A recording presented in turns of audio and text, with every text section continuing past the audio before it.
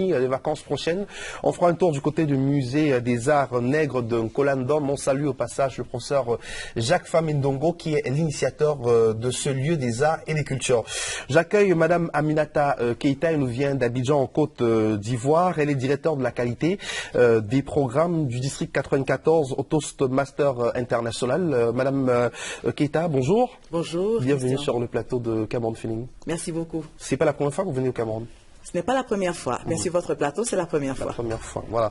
Alors, je rappelle que vous êtes originaire de Côte d'Ivoire, titulaire d'un MBA, consultante internationale en communication et en leadership, et à votre actif 17 ans d'expérience dans le secteur de la banque et des organisations internationales. Aujourd'hui, vous accompagnez des personnes et des organisations dans l'atteinte de leur potentiel. Alors, qu'est-ce qui justifie votre présence au Cameroun, Madame Keita? Merci beaucoup. Merci pour cette belle présentation. Je suis très contente d'être au Cameroun et je suis là aujourd'hui au nom du district 94 qui fait partie de Toastmasters International. Et je profite pour vous présenter Toastmasters International. Toastmasters International est une organisation à but non lucratif américaine qui a plusieurs clubs dans le monde entier avec plus de 300 000 membres. Alors, je suis ici aujourd'hui en tant que directrice de la qualité des programmes pour soutenir les clubs du Cameroun. Les clubs du Cameroun qui sont en plein essor. Aujourd'hui, nous aurons une session de démonstration de la méthode Toastmasters et puis nous aurons un gala qui marque la fin des activités Toastmasters des clubs du Cameroun. Alors, quand on parle de Toastmasters, ça renvoie tout de suite à la communication et au leadership. Vous avez parlé tout à l'heure de la méthode Toastmasters. C'est quoi cette méthode? La méthode Toastmasters est particulière. Déjà, l'organisation se veut la plus grande organisation mondiale qui fait de la communication orale et du leadership une réalité à l'échelle du monde entier. La méthode, elle est particulière parce qu'elle est pratique. Nous nous réunissons dans des clubs avec au minimum 20 membres et puis chaque membre apprend de son collègue membre. Ce qu'il y a, c'est que nous jouons des rôles. Il n'y a pas d'enseignants, il n'y a pas d'enseignés, donc pas d'étudiants, mais nous jouons des rôles d'animateurs, d'évaluateurs généraux et sur la base de l'évaluation constructive, nous améliorons nos compétences en expression orale et en leadership. Alors, qui peut faire partie de cette organisation? Est-ce que vous avez un profil type des membres de Toastmasters International ou c'est ouvert à tout le monde? C'est ouvert à tout le monde. Il faut seulement avoir 18 ans au moins. Une fois qu'on a 18 ans, on peut être membre de Toastmasters International. Et pour les entreprises, c'est très productif parce que c'est un moyen pour eux de baisser leur coût de formation pour un bénéfice à 100% pour les travailleurs avec plusieurs compétences, tant en planification innovante qu'en art oratoire, qu'en présentation et en vente. Toutes les compétences requises pour un bon travailleur d'entreprise sont regroupées à Toastmasters International. Mais je veux dire qu'à titre individuel, qu'est-ce qu'on gagne à faire partie du Toastmasters International? Pourquoi c'est si important de pouvoir développer ses capacités oratoires? Parce qu'il s'agit de cela. Il s'agit de cela. Vous savez, nous sommes tous prisonniers quelque part de notre absence de confiance. Et Toastmasters nous permet de développer cette confiance en soi qui permet de réaliser ses rêves. Combien de personnes, par leur timidité, par leur manque de confiance, n'arrivent pas à exprimer leurs projets, à réaliser leurs rêves? À Toastmasters International, on développe sa confiance en soi et ainsi on est libre de tout réaliser. Alors revenons un peu sur votre parcours, c'est quand même un parcours plutôt intéressant, hein? 17 ans d'expérience dans le secteur de la banque et des organisations internationales et puis vous avez décidé de vous mettre au service désormais des organisations et des individus pour les aider à atteindre leurs objectifs, leur potentiel. On imagine que c'est une tâche qui n'est pas du tout facile. Je ne dirais pas qu'elle est difficile parce que c'est une passion tout simplement. Personnellement, j'ai rejoint Toastmasters parce que j'ai senti quelques lacunes en matière de communication. J'ai eu toujours l'impression que quand je m'exprimais, les personnes ne me comprenaient pas parce que je n'avais pas la réaction voulue. Et un ami m'a recommandé Toastmasters. Je lui en serai toujours reconnaissante. Lorsque je suis allée à Toastmasters, Toastmasters m'a permis de savoir ce que je voulais réellement faire dans la vie.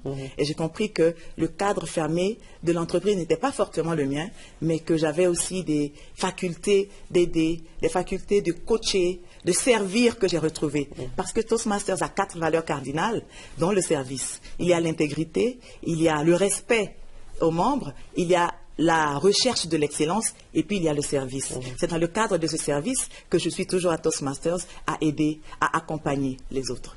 Alors, parlons des activités qui vont se dérouler ce vendredi à Yaoundé.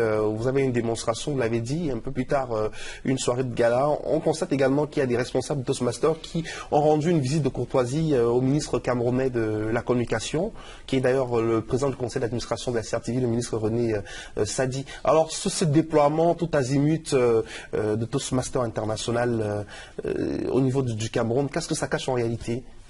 En réalité, cela cache la générosité des leaders. Les leaders que Toastmasters forme, que nous sommes, nous venons partager la méthode au Cameroun. Parce qu'il y a tellement de manques à gagner, les Camerounais manquent tellement d'opportunités à ne pas connaître la méthode Toastmasters. Donc ce que nous faisons et que nous devons à notre organisation, c'est de divulguer la méthode Toastmasters. C'est pour ça que nous voyons les autorités, nous voyons les particuliers. Nous faisons une session de démonstration aujourd'hui à l'hôtel Hilton. Et ensuite, le soir, nous faisons un gala de reconnaissance pour montrer qu'un leader, il récompense toujours ses travailleurs. Il sait voir le positif en d'autres leaders. On parle beaucoup de leader, de leadership, mais parfois on semble ne pas être d'accord au niveau de la définition. Qui est leader et qui ne l'est pas? C'est qui le leader? Effectivement, il y a plusieurs définitions du leadership. Nous, l'acception que nous avons du leadership, c'est celui qui sait servir, qui sait fédérer une équipe autour de la réalisation d'un même objectif, mais surtout quelqu'un qui sait développer des personnes, de sorte à ce que ces personnes soient d'autres leaders et entraînent aussi des personnes vers une vision commune, tout simplement. Alors là, on a une photo de quelques responsables de Toastmasters International avec le ministre René Sadi, parce que c'est important aussi pour vous d'avoir de bons rapports avec les autorités de chaque pays. C'est la même chose en Côte d'Ivoire C'est la même chose en Côte d'Ivoire. Nous faisons des visites de courtoisie aux autorités. Nous les invitons à nos manifestations officielles. Nous faisons des parrains et nous rendons des visites à des entreprises.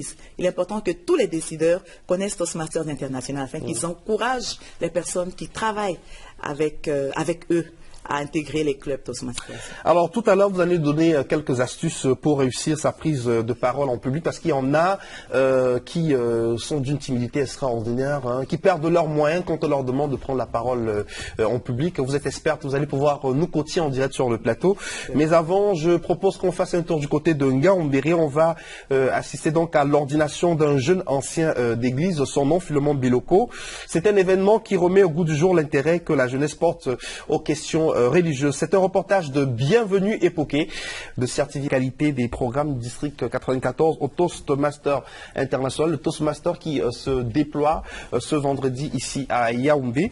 Alors, la question que je vous posais avant de retrouver d'autres invités, Madame Keita, est-ce qu'on pourrait avoir quelques astuces pour réussir sa prise de parole en public? Parce qu'il y a beaucoup de personnes qui ont du mal à pouvoir s'exprimer en public. Tant que ça reste en privé, ça va, il n'y a pas de souci. Mais quand il s'agit de parler devant tout le monde, ça devient un peu compliqué.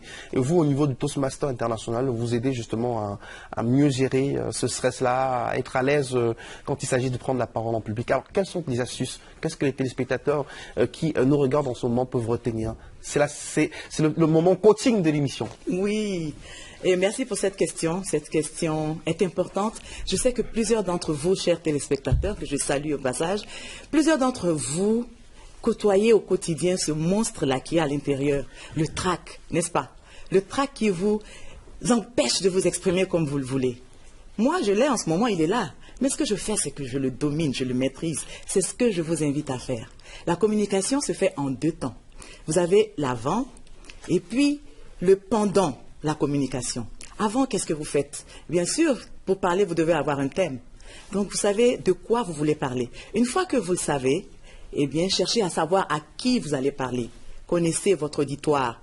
Et quand vous connaissez votre auditoire, vous préparez maintenant les grandes lignes de votre communication. Ayez une bonne structure de votre organisation, ayez une introduction, un développement et une conclusion. Ne vous laissez pas surprendre lorsque l'animateur vous demande, par exemple, quel est votre mot de fin. Donc, soyez prêts. Et puis, juste avant de prendre la parole, qu'est-ce que vous faites? Une grande inspiration. Inspirez 2 à 3 fois. Et puis, ayez l'esprit positif. Dites-vous que tout va bien se passer et que vous êtes le meilleur orateur de la Terre. Dites-vous que c'est vous qui savez de quoi vous allez parler. L'animateur ne le sait pas. Donc pourquoi stresser pour quelque chose que vous seul savez? D'accord? C'est le plus grand secret que je peux vous dire maintenant. Et quand vous êtes en train de parler, soyez relax. Quand vous êtes relax, positif et que vous souriez, le monstre, lui, il est dompté. Il est calme, il se dit, mais ah, cette personne n'est pas méchante au fait. Donc je suis son ami. Et le trac, il reste là, mais il se calme. Il vous laisse parler jusqu'au bout, jusqu'à la prochaine communication, parce qu'il sera toujours là. Il fera la même chose. Mais une fois qu'il s'habitue à vous, il sera moins agressif et vous pourrez toujours parler. Ça, c'est ce que je peux vous dire. C'est très bien dit, Madame Keita. On a eu souvent sur le plateau des invités qui ont été contactés longtemps avant. On a eu une séance de préparation de l'émission. Mais une fois sur le plateau, l'inspiration a disparu. Donc, ça arrive des fois. Mais est-ce qu'on peut arriver vraiment à vaincre la timidité? Parce qu'il y en a qui disent, non, vraiment, je suis comme ça, je ne peux pas changer. Je suis timide, choisissez plutôt une autre personne pour parler. Vraiment, je ne peux pas faire le porte-parole du groupe. Ça, c'est des choses qu'on écoute régulièrement dans nos organisations. Au point où il y a des personnes qui sont connues comme étant des personnes à qui on ne va jamais donner la possibilité de parler, d'être des porte-paroles, parce que c'est des personnes elles-mêmes déjà qui se disent, des personnes qui ne peuvent pas porter le groupe. Est-ce qu'on peut venir à bout de la timidité? Prenons peut-être un exemple simple. Dans le groupe de l'émission Cameroun Feeling, on a la réalisatrice, on a toute l'équipe et tout, la script, les cadres, etc. Alors on a peut-être la script Marie-Cécile qui va dire, non, vraiment, je ne veux pas parler parce que je suis de nature timide. Mais comment arriver justement à dompter cette timidité-là? Est-ce qu'on est timide à vie? Est-ce que c'est une malédiction? Parce qu'il y en a qui, à force de rester timide, ne pas parler, est-ce que c'est une malédiction? Ce n'est pas une malédiction, ce n'est pas une Je rappelle que les exemples ne sont pas vrais, hein, Marie-Cécile et La timidité n'est pas une fatalité. Et puis les personnes qui sont timides s'ignorent en fait. Elles s'ignorent parce qu'elles sont complexées par d'autres personnes qui sont plus à l'aise. Mais je vous assure que, à force d'exercice, vous devenez beaucoup plus à l'aise devant une situation de prise de parole en public. À Toastmasters, par exemple, nous avons des personnes comme vous. Vraiment, j'apprécie votre scène parce que vous êtes courtois, vous êtes amiable. C'est ce que nous faisons à Toastmasters International. Il n'y a pas de professeurs qui vous disent « faites ceci », non. Pas de professeurs, pas d'étudiants. Mais vous avez des amis, des collègues qui sont là pour vous encourager. À la fin de votre discours, on vous dit vraiment Aminata, vous avez fait un excellent discours, bravo pour l'effort, vous avez essayé de respecter les objectifs, mais si vous aviez souri, si vous aviez gardé le contact visuel, l'auditoire aurait été encore plus touché par votre discours. Je vous encourage donc la prochaine fois à essayer de fixer au moins une personne ou deux pour que cette personne se sente touchée par votre discours. Et quand vous dites ça à la personne, de manière encourageante, elle a envie de revenir essayer ce que vous lui avez dit. Donc en fait, c'est beaucoup d'encouragement, il faut beaucoup d'encouragement. On vit dans un environnement où malheureusement les gens n'encouragent pas beaucoup les autres. On est là toujours à critiquer, pas que la critique soit mauvaise, mais toujours avoir le négatif. Alors dans un environnement où il y a malheureusement la prédominance des préjugés, la prédominance des critiques négatives, comment arriver à se démarquer et vraiment à être positif? C'est pour ça que nous invitons... Parce qu'en Afrique, non, c'est pas bien, hein, aujourd'hui, t'es pas bien habillé, aujourd'hui, t'as pas bien parlé, aujourd'hui, il y a toujours des choses à redire. Oui. Alors, comment arriver donc à émerger, à se détacher de tout cela et à émerger malgré l'environnement qui est un environnement parfois pas du tout favorable? Oui. Ça, c'est un très bon point. Je pense qu'il faut s'entourer de personnes positives. C'est la valeur à Toastmasters International. Là-bas, les critiques négatives ne sont pas admises. Il faut forcément voir le positif en une personne. Lorsque vous venez, même si vous bégayez jusqu'au bout, on verra au moins l'effort que vous avez fait. Pour vous réveiller, en général, nous nous réunissons le matin à 8h, 8h30. Déjà, l'effort de vous être réveillé pour venir, essayez de vous améliorer. C'est un bon point. Vous êtes bien habillé, donc vous avez forcément de la prestance. Une belle cravate pour les hommes parfois, une belle tenue pour les femmes. Vous commencez par faire ce genre de compliments. Et donc, ce que je recommande aux orateurs ou aux personnes timides, c'est de s'entourer de personnes positives. Il faut être avec les personnes qui vous font de temps en temps un petit compliment, qui vous mettent à l'aise. Mais les personnes qui ont tendance à toujours voir le négatif en vous, je ne dis pas de ne pas les côtoyer, mais pas très souvent.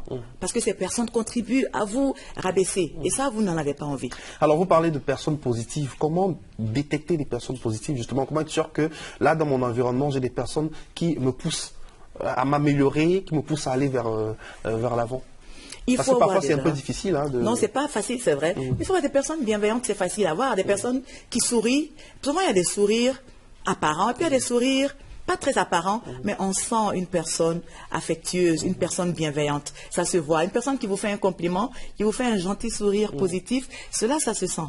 Mais une personne qui fait un regard méchant aussi, se sent. Il faut vraiment ne pas se laisser influencer par les personnes aux compliments ou aux négatifs, j'allais dire. Parce qu'il y a des compliments, mais durs. Il faut que le compliment, il aille avec l'aspect de la personne. Christian, vous avez une très belle tenue aujourd'hui. J'apprécie la couleur que vous portez et le chapeau. Du coup, vous m'arrachez un sourire. Voilà, c'est ça. C'est ça. Il y a un fou rire, on va dire comme ça. Donc, soyez du côté de ceux qui complémentent les autres. Ça ne coûte absolument rien. Absolument rien. Et puis, sortez de votre timidité parce que tout le monde peut être leader. Oui, tout le monde peut être, et tout le monde est d'ailleurs leader. C'est hallucinant. Dans les organisations, on a la chance de vous avoir aujourd'hui. Vous êtes vraiment experte de ces questions de communication, de leadership. Il y en a dans les organisations qui vraiment ne vont jamais prendre la parole en public, vont estimer que non, écoutez, l'administration c'est pas pour moi, la prise de parole c'est pas pour moi, c'est pour des autres personnes. Qu'est-ce que vous dites à ce genre de personnes-là? Je veux dire qu'on peut devenir leader. Oui, vous pouvez tous devenir leader. Ne vous mettez pas de barrières, pas de limites. Parce qu'il n'y a en fait de limites que celles que nous nous fixons. Alors, vous rêvez d'être un bon orateur comme Christian. Eh bien, venez dans un club Toastmasters. Vous allez trouver des personnes qui vous encouragent et vous serez amené à jouer tous les rôles. Vous allez jouer le rôle d'animateur, surtout le rôle d'improvisateur. Vous allez vous exercer à la session des improvisations. On va vous poser des questions à l'improviste et en 2 minutes, par exemple, vous êtes amené à répondre. Et petit à petit, vous allez voir que vous serez à l'aise. Il n'y a personne qui ne soit pas fait pour la communication. En famille, chez vous, vous parlez à vos enfants, vous parlez à vos conjoints, n'est-ce pas? Mais c'est en privé. Il faut pouvoir le faire en public. Vous êtes des leaders, vous avez une entreprise, vous voulez passer votre vision à votre équipe, eh bien, il faut pouvoir la passer de manière naturelle et fluide parce que c'est votre vision. Personne ne la passera à votre place. Et c'est facile. À force d'exercice, vous y arriverez forcément, je vous assure. Merci beaucoup, Madame Aminata Keita, d'être venue sur le plateau de Cameroun Feeling. Donc, on rappelle qu'aujourd'hui, vendredi, 14 juin 2019, il y a des activités. On rappelle les activités et les lieux. Nous avons une session de démonstration de la méthode que je viens d'indiquer, méthode par la pratique. Venez nous voir à l'hôtel Hilton aujourd'hui, à partir de 15h. Nous avons la session de démonstration de la méthode Toastmasters, qui est magnifique. Si vous êtes timide, la timidité va se mettre à l'écart. Merci infiniment et vous terminerez par une soirée de gala. Et il y aura le gala ce soir toujours à l'hôtel Hilton. Un gala où vous allez voir les Toastmasters s'amuser professionnellement. Ce sont des leaders. Venez voir les leaders danser, venez voir les leaders chanter, amusez-vous avec nous et puis rejoignez la méthode Toastmasters. Merci d'être venu sur le plateau. Cameroun Feeling, première partie, c'est terminé. Donc, on se retrouve tout à l'heure. On propose quelques promos de notre antenne. Et puis, il y a le clip, le tout dernier clip de Guy Michel Quillet. Et on se retrouvera pour la deuxième partie 100%